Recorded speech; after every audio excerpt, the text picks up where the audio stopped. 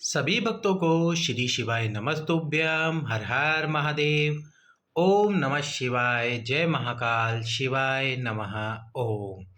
तो गुरु जी ने हाल ही की कथा में बताया है एक बिल्कुल नया उपाय। और ये नया उपाय क्या है, आइए हम आपको इस नए उपाय का वर्णन करते हैं और साथ में नया उपाय समझाते हैं। ये उपाय बताया है गुरु जी ने वंश वृद्धि और संतान प्राप्ति के लिए।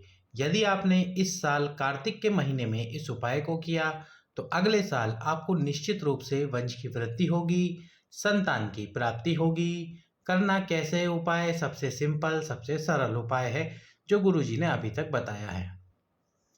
पूज्य गुरुजी की कथा से सुनकर हम आपको इस उपाय को समझा रहे हैं। वीडियो को लाइक करके, चैनल को सब्सक्राइब करके वीडियो को अधिक से अधिक लोगों के पास में शेयर जरूर करना, ताकि उन सभी लोगों तक ये वीडियो पहुंच सके जिनको पुत्र प्राप्ति या संतान प्राप्ति की इच्छा है। तो आपको क्या करना होगा, इसमें 3 शमी पत्रों की आपको आवश्यकता पड़ेगी। किसकी? 3 शमी पत्र और एक बेलपत्र। अब आप कहो कि शमी पत्र कैसा दिखाई देता है, तो हम आपको एक बार शमी पत्र दिखा भी देते हैं। ये देखिए, ये है शमी पत्र। तो ये शमी पत्र आपको लेना है। इसके साथ ही आपको लेना है एक बेलपत्र। अब बेलपत्र भी आपको दिखा देते हैं बेलपत्र कैसा होता है। इस प्रकार से ये बेलपत्र लेना है। अब इस बेलपत्र के ऊपर आपको 3 शमी पत्र आपके पास में, तो 3 शमी पत्र रखना। पहले पत्ते पर पहला शमी पत्र, दूसरे पत्ते पर दूसरा शमी पत्र, तीसरे पत्ते पर तीसरा शमी पत्र। इस प्रकार से तीनों शमी पत्रों को रखकर फिर आपको कार्तिक की अष्टमी, अब वो अष्टमी चाहे तो उजाले पखवाड़े की हो या अंधेरे पखवाड़े की, यानी कि शुक्ल पक्ष की हो या फिर कृष्ण पक्ष की, जो भी अष्टमी हो उस अष्टमी के दिन आपको इस उपाय को करना है। चाहे तो आप दोनों अष्टमी को कर सकते हो और चाहे तो एक अष्टमी को कर सकते हो। उस बेलपत्र को आपको लेकर जाना है जिस बेलपत्र की तीनों पत्तियों पर आपने शमी पत्र रख रखा है। यदि आपको शमी पत्र ना मिले तो फिर आप उसके स्थान पर अक्षत यानी कि चावल का दाना ले सकते हैं। 3 चावल के दाने, आपको एक एक चावल का दाना इस बेलपत्र पर रखना है। इस बेलपत्र को यहाँ से पकड़ना है। कहाँ से पकड़ना है? जहाँ से ये बेलपत्र की तीनों पत्तियों का मिलन स्थान होता है, यहाँ से बेलपत्र पकड़ना है। बेलपत्र पकड़कर आपकी वंश वृद्धि पुत्र प्राप्ति की कामना को बोलते हुए माता शोक सुंदरी के स्थान पर बेलपत्र को स्पर्श कराना है। स्पर्श कराने का मतलब केवल छुआना है। छुआ कर और खड़े आपको कहाँ लेना है? दक्षिण दिशा में, उत्तर की तरफ फेस करके। फिर आपको ये बेलपत्र माता शोक सुंदरी के स्थान पर स्पर्श कराकर भगवान शंकर के शिवलिंग पर, जिसकी डंडी आपके विपरीत में रखते हुए, समर्पित कर देना है। अष्टमी के दिन प्रदोष काल में, यदि प्रदोष काल में आप मंदिर नहीं जा सकते किसी भी कारण से, तो सुबह सुबह जब आप जल समर्पित करने जाएं तब इस उपाय को कर आए। अगले साल यानी कि अगले साल के कार्तिक से पहले, गुरुजी ने साफ कहा है, अगले साल के कार्तिक से पहले आपको निश्चित रूप से संतान और वंश की वृद्धि होगी, पुत्र की प्राप्ति होगी। चलिए तो अब दूसरे उपाय की तरफ चलते हैं, जो कि अष्टमी तिथि के दिन किया जाता है। अष्टमी तिथि के दिन यदि आपको कोई भारी रोग है, बहुत भारी रोग है, वह रोग समाप्त नहीं हो रहा है, तो उस रोग को समाप्त करने के लिए आपको क्या करना होगा? एक कटोरी लेनी होगी। उस कटोरी के अंदर आपको रखने होंगे मूंग के दाने। उस पूरी कटोरी में आपको मूंग के दाने रखने होंगे। जो मूंग आता है साबुत मूंग रखना है। इसके साथ ही आपको रखना है 5 बेलपत्र और रखना है गुड़ की पट्टी।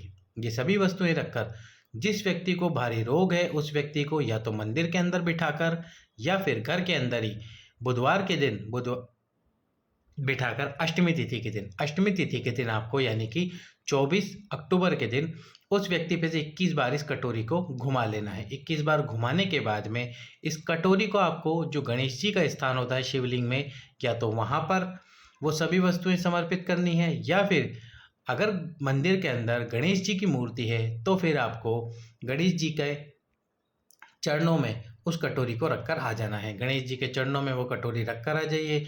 उसके बाद उस कटोरी को आपको वापस लेकर नहीं आना है, मंदिर के अंदर ही छोड़कर आ जाना है। कैसा भी भारी रोग हो वह धीरे धीरे समाप्ति की ओर आ ही जाएगा। यदि ये उपाय आप नहीं कर सकते तो फिर आपको करना होगा 7 दुर्वा और 1 बेलपत्र वाला उपाय। और ये जो बेलपत्र आपको समर्पित करना है, ये बेलपत्र समर्पित करना है उल्टा। उल्टा यानी कि वैसे तो बेलपत्र सीधा समर्पित किया जाता है भगवान शंकर के शिवलिंग पर, लेकिन इस उपाय में आपको बेलपत्र उल्टा समर्पित करना होगा। उल्टा कैसे, आप देख सकते हैं। जो बेलपत्र होता है वो बेलपत्र हम चिकने वाले स्थान से भगवान शंकर को समर्पित करते हैं, लेकिन इसमें आपको क्या करना होगा, बेलपत्र के ऊपर 7 दुर्वा रखनी है और ये 7 दुर्वा रखकर बेलपत्र उल्टा ही, बेलपत्र जिस स्थान पर आपने दुर्वा रख रखी है वो वाला भाग ऊपर होना चाहिए। इस प्रकार से आपको बेलपत्र और दुर्वा समर्पित करनी है कुंदकेश्वर महादेव के नाम से। कुंदकेश्वर महादेव के नाम से बेलपत्र और दुर्वा रखने के बाद में 5 मिनट बाद ये बेलपत्र और दुर्वा आपको ले लेनी है। अष्टमी तिथि के दिन प्रदोष काल में आपको इस उपाय को करना है। इसके बाद में आपको ये दुर्वा और बेलपत्र उठाकर ले आ जाना है। प्रतिदिन सुबह, आपका कोई भी रोग हो, कैसा भी रोग हो, एक दुर्वा प्रतिदिन आपको खानी है। प्रतिदिन एक दुर्वा का आपको सेवन करना है। अंतिम दिन जब ये 7 दुर्वा 7 दिन खा लो, 8वें दिन आपको जो बेलपत्र है उसका सेवन करना है। बेलपत्र का सेवन कीजिए अंतिम दिन और बेलपत्र को खा लीजिए। आपका कोई भी रोग हो, भारी से भारी रोग हो, वह समाप्ति की ओर आ ही जाएगा। अब हम आपको बताने वाले हैं अष्टमी तिथि का अंतिम उपाय, और ये अंतिम उपाय है मेरी माताओं बहनों के लिए। यदि आपके जीवन में दुख बहुत बढ़ गया है, तकलीफ बहुत बढ़ गई है और वह दुख तकलीफ समाप्त होने का नाम ही नहीं ले रही है, तो फिर आपको इस उपाय को अष्टमी तिथि के दिन करना चाहिए। 1 बेलपत्र, 1 अक्षत यानी कि चावल का दाना और 1 लाल पुष्प।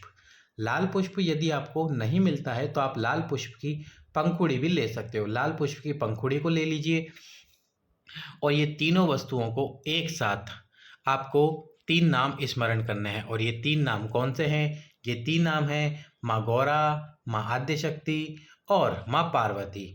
तो कौन कौन से नाम लेने हैं आपको? माँ गौरा का नाम लेना है, इसके साथ में माँ आद्यशक्ति का नाम लेना है और माँ पार्वती का नाम लेकर ये तीनों वस्तुएं कौन कौन सी, अक्षत और इसके साथ में